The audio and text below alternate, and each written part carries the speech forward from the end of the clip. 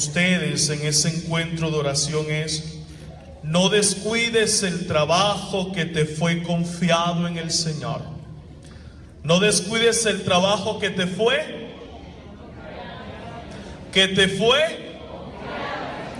No descuides el trabajo que te fue confiado en el Señor. Y vamos a compartir un momento el Evangelio de Lucas en el capítulo 4. Se dice que Jesús está ¿dónde? En la sinagoga. Pero antes de eso, el texto dice que Jesús, lleno del poder del Espíritu Santo, porque había estado antes de ese texto, ¿a dónde había estado Jesús? Antes de ese texto, el Evangelio nos constata también que Jesús había sido bautizado. Estaba lleno del Espíritu, como lo dice el Evangelio ya no de Lucas, sino también el Evangelio de Mateo, que Jesús fue conducido por el Espíritu al desierto. Acá se dice que Jesús llegó, que estaba lleno del Espíritu Santo y que entró a la sinagoga. La sinagoga es el lugar de la palabra. En la sinagoga, que era una asamblea, era una reunión, lo importante era la palabra de Dios.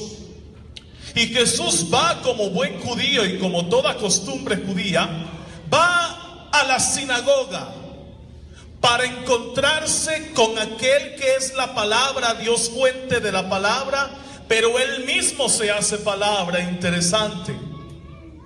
Y Jesús inmediatamente proclama las Escrituras y comienza a proclamar el texto del profeta Isaías. El Espíritu del Señor está sobre mí. Y empieza Jesús a proclamar y a dar razón de lo que será su vocación, de lo que será su misión.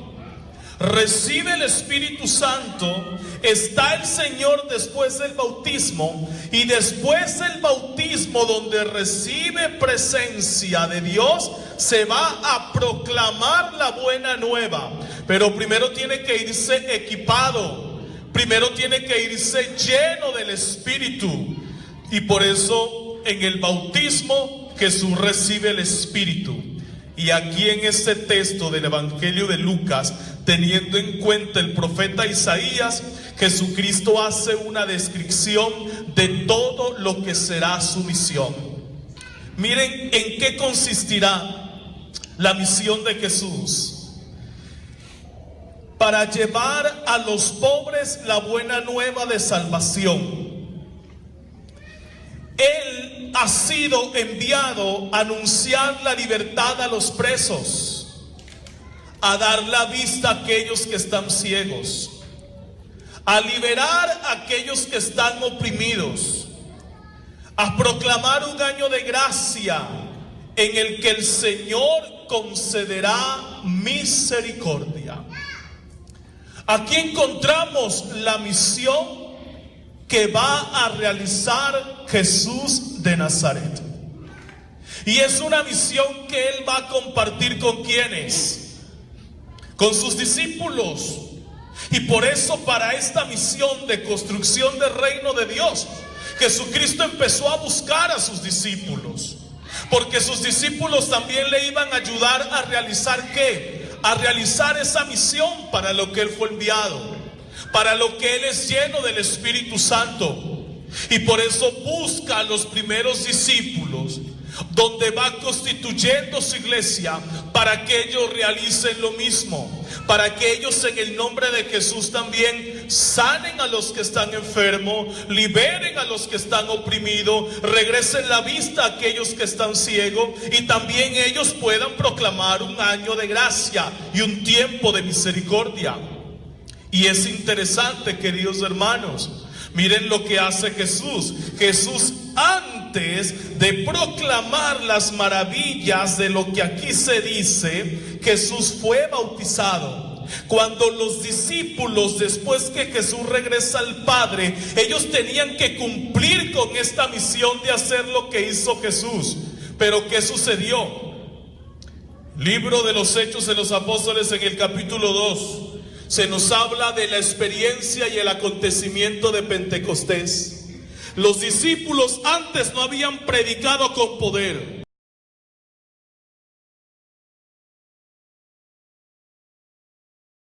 Absolutamente nada. Para que nosotros entendamos que toda misión encomendada siempre necesitará de la presencia del Espíritu. Por eso, si tú has recibido de parte de Dios algún llamado, alguna misión, si tienes alguna vocación, yo tengo que recordarte que esto no es tuyo. Esto hace parte del plan de Dios. Y Dios te dará la fuerza para llevar a cabo la misión que Él te ha encomendado. Por eso, cuantas veces tú digas: Señor, yo no soy capaz, yo no puedo, claro, nunca podrás con tus fuerzas. Por eso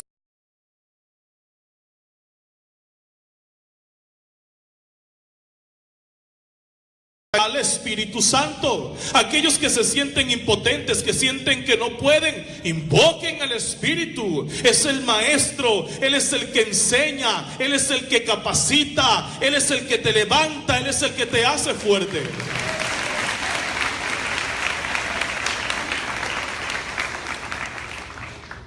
El texto continúa diciendo que Jesús cerró el libro, el rollo del profeta Isaías, lo devolvió al ayudante de la sinagoga y se sentó.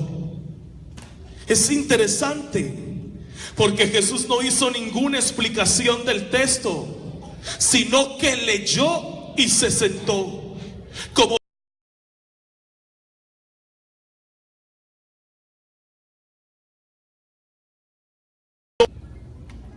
por eso descuidamos lo que Dios nos ha confiado.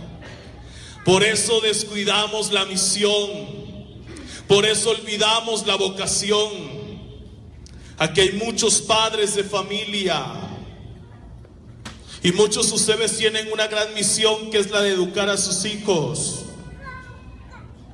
Cuando ustedes olvidan cuál es la misión primera que Dios le ha encomendado, es porque han quitado su mirada de Jesús.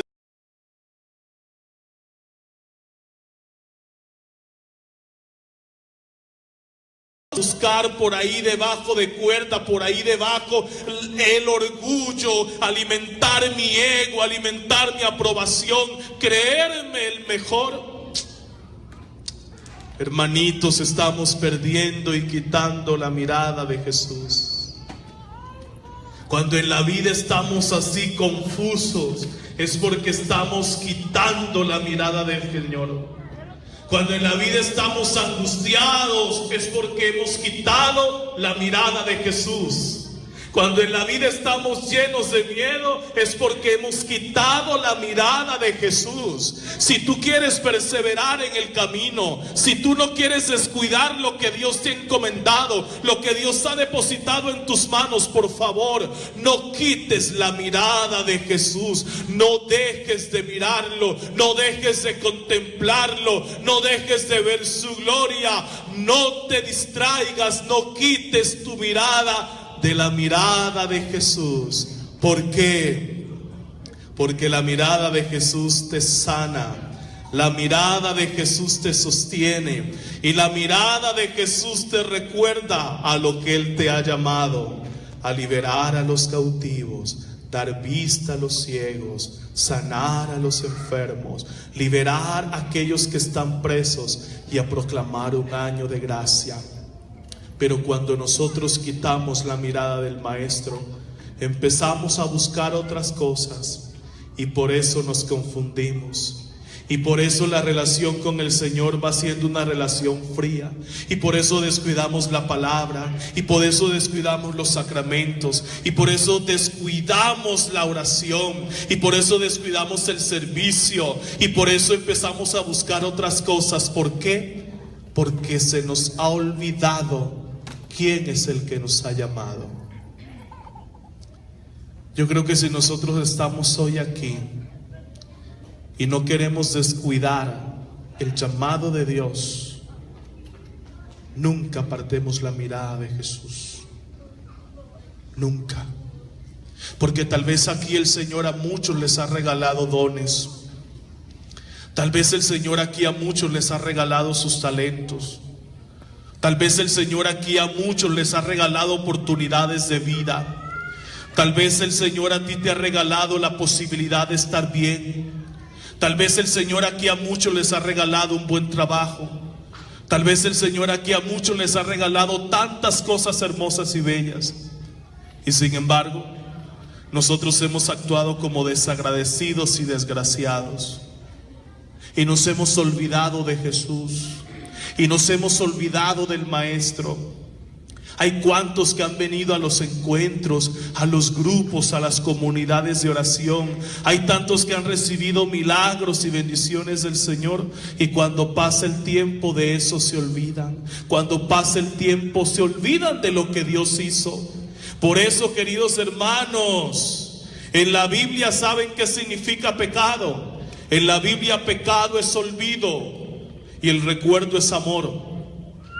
Y por eso en el Antiguo Testamento siempre nosotros encontramos: oye, recuerda lo que Dios hizo contigo. Y eso se conoce como el Shema. El Shema Israel, escucha Israel. Es decir, recuerda lo que Dios ha hecho contigo. Recuerda lo que Dios está haciendo contigo. Y recuerda lo que Dios hará contigo. Cuando el pueblo se olvidaba de lo que Dios había hecho, empezaba a idolatrar y adorar las imágenes. Y caía en la idolatría. Y la idolatría no solamente de tomar una imagen y adorarla y pensar que es Dios. Eso es lo de menos. La auténtica idolatría no es hacer imágenes. La auténtica idolatría es sustituir y cambiar a Dios el corazón del hombre. Esa es la idolatría. No es una imagen que construyamos, no es una imagen que tengamos. Y cuando el pueblo se olvidaba de lo bueno que Dios había sido con él, inmediatamente empezaban a adorar a los otros dioses de los otros pueblos. Por eso el Señor le dijo y le recordaba al pueblo y le decía: escucha, recuerda. ¿Por qué? Porque el recuerdo es amor y el pecado es olvido. Cuando tú olvidas quién te llamó, cuando tú olvidas de dónde te sacaron, cuando tú olvidas lo que Dios ha hecho contigo, empiezas a descuidar la misión que te encomendó. ¿Sabes por qué? Porque Dios ni a ti ni a mí nos ha llamado por ser los mejores. Dios ni a ti ni a mí nos ha llamado por ser los más santos. Dios a ti y a mí nos ha llamado porque siendo pecadores nos ha mirado con bondad, con su gracia y con misericordia. Cuando sientes que tú estás aquí por tus méritos, por tus cualidades, por las cosas buenas que tiene, me da mucha pena, pero estás quitando la mirada de Jesús. No te creas tanto, porque tú y yo lo único que somos, ¿qué? Pecadores redimidos, hombres y mujeres de los que Dios tuvo misericordia y les entregó una misión, les encomendó una vocación, les entregó un trabajo. ¿Para qué? Para que como signo de nuestra gratitud por lo que Dios ha hecho, nosotros podamos construir su reino y decirle al mundo entero que Dios es un Dios de misericordia, que perdona, que ama, que sana, que levanta y que tiene para nosotros gracia y compasión. Nunca, queridos hermanos, olvidemos de dónde nos sacó el Señor. Nunca olvidemos de dónde te sacó el Señor. Nunca olvides lo que Dios tiene para ti y nunca descuides lo que Dios te ha encomendado. Nunca, nunca, nunca. Cuando olvidamos el fin, olvidamos todo. Y por eso podemos estar aquí y vivir como todo menos como cristiano. porque se nos olvida que nuestra meta es el cielo. Un día todos nosotros vamos a morir y ya nos vamos a estar. Pero ¿cuál es nuestro fin? ¿La muerte o el cielo? Pero para eso tenemos que morir.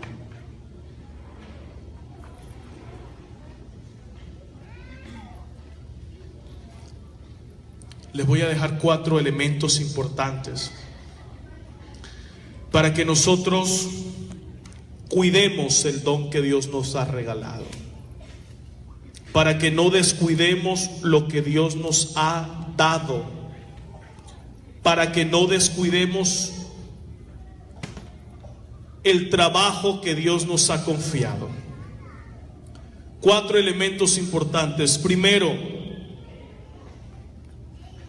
si no quiero descuidar el trabajo que Dios me ha confiado, primero,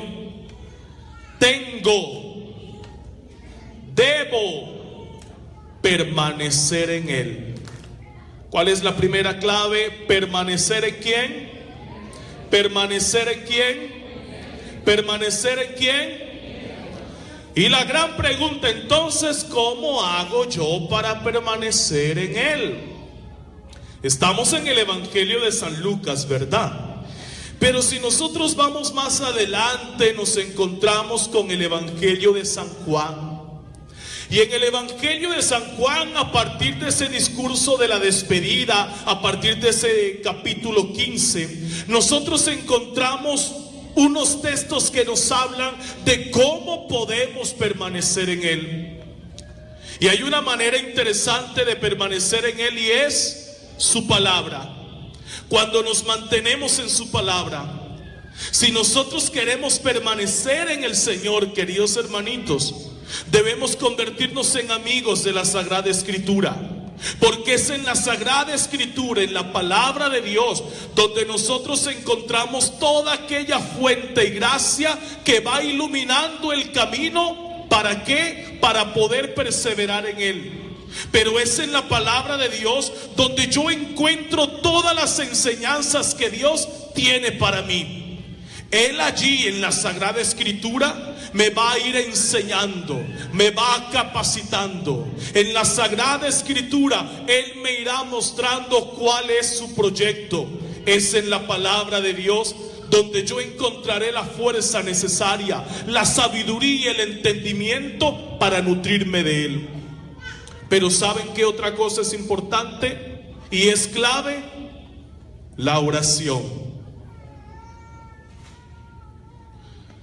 Miren, las comunidades y los grupos de oración y este grupo al que ustedes vienen todos los domingos, tiene que ser una preparación de su oración personal. Porque lastimosamente muchos de ustedes podrán venir los domingos al grupo de oración, o los que son de otros grupos de oración, pero nada más oran el día en que van al grupo. Error.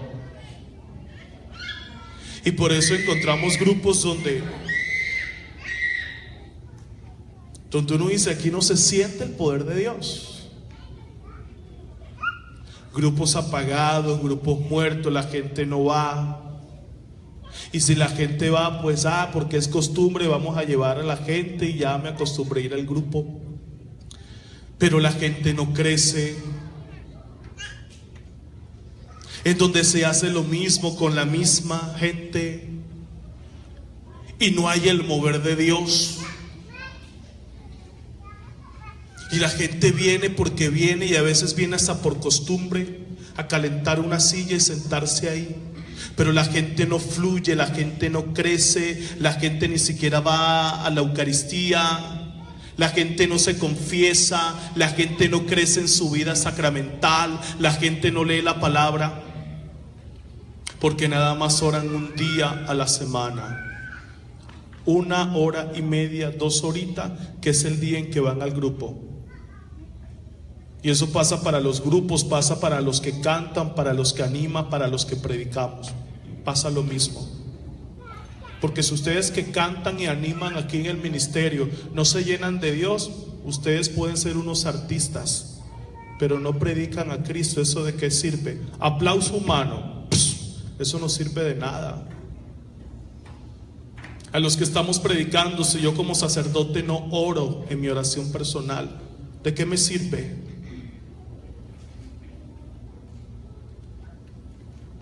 Ser un cura famoso para el mundo, que todo el mundo lo conozca y que digan: Padre, qué bien hablas, pero no tengo encuentro ni contacto con Dios, comunión con Dios. ¿Eso de qué me sirve? El día de mi juicio, ¿de qué me va a servir esta vaina? No me sirve de nada. El día en que Dios me llame, ¿de qué me va a servir? Es que estuviste predicando en tantos países, conociste a tanta gente, pero no me conociste a mí. Me condeno, querido hermano, me condeno. Si nosotros queremos perseverar, tenemos que orar. Y necesitamos niños que oren, jóvenes que oren. Necesitamos padres de familia que oren con sus hijos. Necesitamos regresar a nuestro aposento alto, queridos hermanitos. Necesitamos tener intimidad con Jesús, conocer al Señor, saber quién es el que nos llama, escudriñar las sagradas escrituras. Y por eso tenemos que permanecer en Él.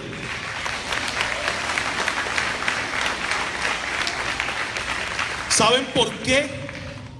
Porque si no oramos con la palabra de Dios, si no vivimos los sacramentos, si no nos confesamos periódicamente, si no tomamos el Santo Rosario y oramos a la Santísima Virgen María pidiendo su intercesión, el día de la prueba no vamos a ser capaces de superarla y el enemigo nos va a derrotar. ¿Por qué? Porque no estamos anclados al que es la fuente. Por eso el Señor le dijo: permanezcan en mí, sin mí nada pueden hacer. La vid y los sarmientos, yo soy la vid, ustedes son los sarmientos. Y por eso cuando viene la crisis, cuando viene la enfermedad, cuando viene la tempestad, ¿qué pasa? Nos aplasta el enemigo y nos aplastan las dificultades. ¿Por qué? Porque aunque vayamos al grupo no oramos, aunque vayamos al grupo no leemos la escritura, aunque vayamos al grupo no crecemos, aunque decimos que somos carismáticos y cristianos, católicos, pero si no tenemos intimidad con Jesús, si no oramos, si no sabemos quién es Él, ¿eso de qué nos sirve, queridos hermanitos? Díganme ustedes, ¿de qué nos sirve eso? Eso no sirve de nada. Tenemos que conocer a Jesús. Tenemos que saber quién es el que nos llama. Si ustedes y yo empezáramos a orar más, tal vez sus familias estuvieran más fuertes. Si empezáramos a orar más, si cada uno de ustedes se comprometiera todos los días a orar, si cada uno de ustedes tuviera 10 y 15 minutos para el Señor, las cosas serían diferentes. Ustedes empezarían a mirar la vida distinta. ¿Por qué? Porque en este libro que se llama Sagrada Escritura, aquí el Señor nos habla, aquí el Señor se nos comunica. Y en la oración, en el silencio, en la intimidad, el Señor empieza a susurrarnos cosas hermosas y hablarnos al oído, pero también hablarnos al corazón. ¿Y qué pasa? La vida cambia. La vida se transforma. Pero encontramos a personas que tienen 5, 7, 8, 10 en los grupos. Y pasa el tiempo y uno los ve igual. No cambian. No tienen procesos continuos de conversión. Es la misma gente dando lidia, dando lata. Y por eso van ustedes a sus casas, que dicen que van del grupo de oración. ¿Y de quién reciben las críticas primeras? De la propia familia. Esta no es la que va al grupo de oración. Mamá, ¿y tú no eres la que vas al grupo de oración? Y con esas palabrotas en tu boca, es que tú eres el que vas al grupo de oración y tú eres...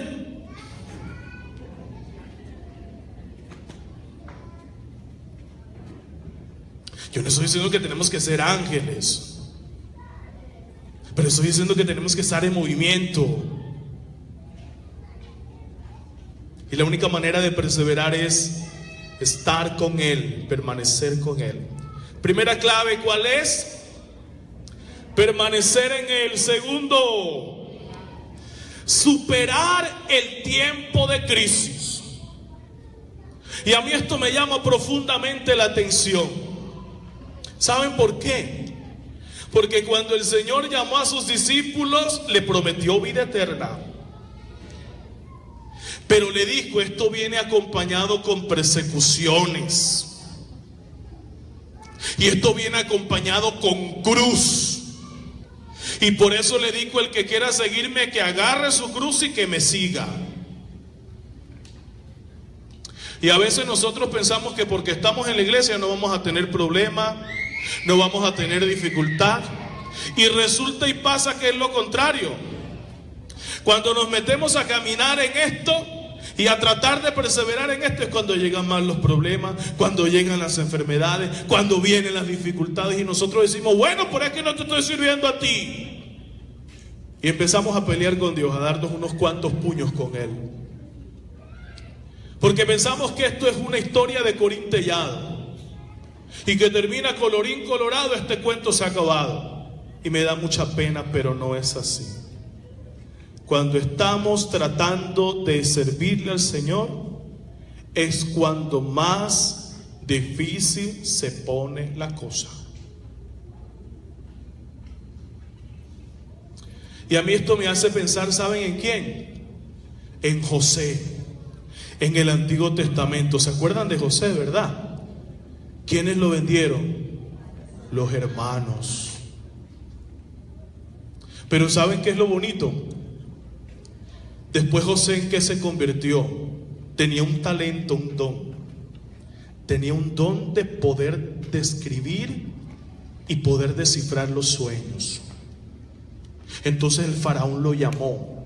El faraón era el gobernante más importante en ese tiempo, más importante de la tierra. Y este jovencito que se llama José, que había sido vendido por los hermanos, ¿en quién se convirtió? Se convirtió en el primer ministro, imagínate, en el segundo hombre más importante. Pero cuando a José los hermanos lo vendieron, ¿a dónde lo echaron? A un foso. Y cuando uno está en el foso, uno no mira para los lados. Uno ¿para dónde mira? Para arriba, ¿verdad? Para ver cómo se sale. ¿Saben qué nos enseña a nosotros la crisis? A mirar para arriba. ¿Por qué?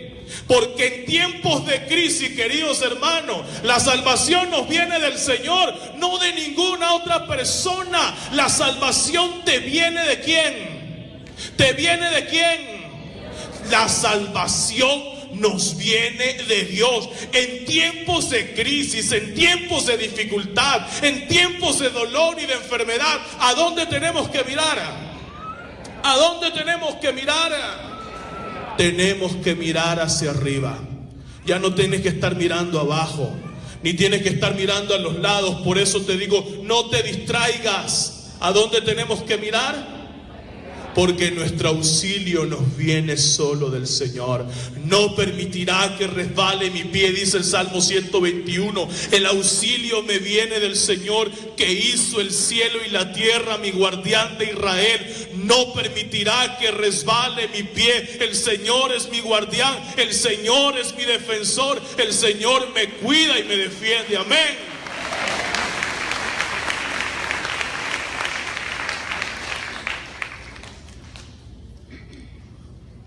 Tercero, cuidar lo alcanzado. Y esto es algo claro. Cuando tú tienes una empresa o tienes un grupo de trabajo, cuando tú en tu vida realizas alguna actividad, y si tú quieres hacer un balance de cómo te fue, si ganaste o perdiste, si alcanzaste tu objetivo, hay algo que se llama evaluación, porque lo que no se evalúa se pierde. Ustedes pueden hacer un evento grandísimo y puede ir mucha gente, pero si ustedes no se sientan a evaluar cómo les fue, cuáles fueron las cosas positivas o cosas a mejorar, perdieron el trabajo. Porque en la vida las cosas hay que evaluarlas. Porque lo que no se evalúa, se pierde. Lo que no se evalúa, y por eso el tercer momento es: cuida lo alcanzado. Porque si tú no cuidas lo alcanzado, no vigilas lo que tienes, terminarás perdiéndolo. Y esta es una manera de poder perseverar y de no descuidar lo que Dios te ha regalado. Tienes que estar vigilando constantemente lo que has logrado y lo que te falta por lograr. Eso en la iglesia se llama un examen continuo de conciencia. Pero ¿qué significa cuidar lo alcanzado? ¿Qué es lo que Dios me ha encomendado? Porque ante un gran don siempre habrá una gran responsabilidad. Cuando Dios te ha regalado algo, tienes que ser responsable. ¿Por qué? Porque tal vez lo que has construido en 20 y en 30 años lo pierdes en un segundo. Y esto es la guerra, y esto es un combate en la vida cristiana. Tú puedes tener un ministerio, tú puedes estar aquí, tú puedes estar en tu misión, pero cuando descuidas algo de tu misión, ¡pah!, el enemigo te ataca. ¿Y qué pasa? Lo que habías construido durante mucho tiempo se cae como un juego de naipes. Se pierde en cuestión de segundos. Se pierde completamente todo. ¿Cuántas historias ustedes han tenido que vivir? Tantas cosas cuidadas y en un segundo se perdió todo. Hemos visto, queridos hermanitos, si ustedes han podido constatar, testimonios y ejemplos de tantas personas que en un momento estuvieron allá arriba y hoy están aquí abajo. La vida es irónica, y por eso si no cuidas lo que has alcanzado, cuidado, porque lo puedes perder. Si no lo vigilas, te lo pueden quitar. Si no lo cuidas, desaparece en cuestión de segundos. Cuando Dios te concede una misión, tienes que cuidarla, tienes que ser responsable. Tienes que entregar todo 7/24 a Dios, pero en donde Dios sea el primero en tu vida. Miren, yo les digo algo: si ustedes le entregan al Señor el primer puesto y le dan al Señor el primer puesto, ustedes van a tener tiempo para todo. Y el Señor les dará sabiduría para orientar y guiar a sus hijos. Y el Señor les dará todo lo que ustedes necesitan. Y entramos al cuarto paso, que es perseverar en el camino. Este camino ciertamente no será fácil, y por eso tenemos que perseverar, y por eso tenemos que caminar, y por eso tenemos que pedirle, queridos hermanos, al Señor que nos conceda todos los días la gracia. Señor, por hoy, no le pidan por mañana, no se preocupen por el mañana, preocúpense por el hoy, preocúpense por el ahora. Mañana nosotros no sabemos si van a estar o si vamos a estar, pero al menos por el hoy, Señor, ayúdame a serte fiel. Señor, por hoy ayúdame a amarte. Señor, por hoy yo quiero perseverar. Señor, por hoy yo quiero hacer tu voluntad. Señor, por hoy yo quiero servirte. Señor, por hoy yo quiero buscarte. Señor, por hoy quiero hacer justo. Señor, por hoy quiero hacer mis cosas bien. Por hoy, por el ahora, por este instante. Eso se llama perseverar. Es impresionante cómo en las Sagradas Escrituras nosotros encontramos, y el texto dice, y todos perseveraban en compañía de María. Vamos a pedirle a ella, nuestra madre, que nos enseñe a perseverar. Jesucristo duró 30 años en el anonimato de Nazaret. Tal vez Jesucristo aprendió a trabajar la carpintería porque su padre José era un carpintero. Y duró 30 años en un anonimato. Nadie sabía de Jesús. Y duró 3 años proclamando lo que allí en esos 30 años había conocido, meditado y perseverado con su Padre. Los discípulos de Jesús recibieron persecuciones, golpes y maltratos, pero tenían solo un objetivo: proclamar la salvación. Tú tienes una misión que Dios te ha regalado, cuídala. Tienes una misión que Dios te ha regalado, persevera. Pero solamente te voy a pedir algo: si la vida cristiana es un combate, nosotros tenemos que ir al campo de batalla. Pero nosotros tenemos una premisa, queridos hermanitos, y esa tiene que ser nuestra premisa. Ese tiene que ser nuestro lema. Un cristiano en el campo de batalla es el primero en entrar y el último en retirarse. Es el primero en entrar y el último en retirarse. Aquí no se vale retirarse del campo de batalla. Este cuento de servirle al Señor, esta vaina es como la mafia: se entra pero no se sale. Aquí tenemos que servirle al Señor y perseverar. Tú y tu familia, tu casa y tú y yo serviremos al Señor. Amén. ¿Lo hemos entendido? Pero sabemos que no podemos solo, ¿verdad? ¿Y qué tenemos que hacer? El primer paso es orar, ¿verdad? Vamos a orar. Colóquense en pie, vamos a orar.